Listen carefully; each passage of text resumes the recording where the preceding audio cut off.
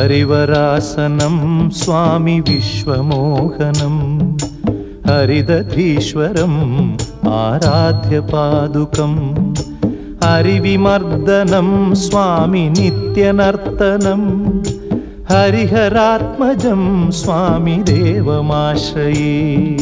शरणमय्यप्पा स्वामी शरणमय्यप्पा शरणमय्यप्पा स्वामी शरणमय्यप्पा।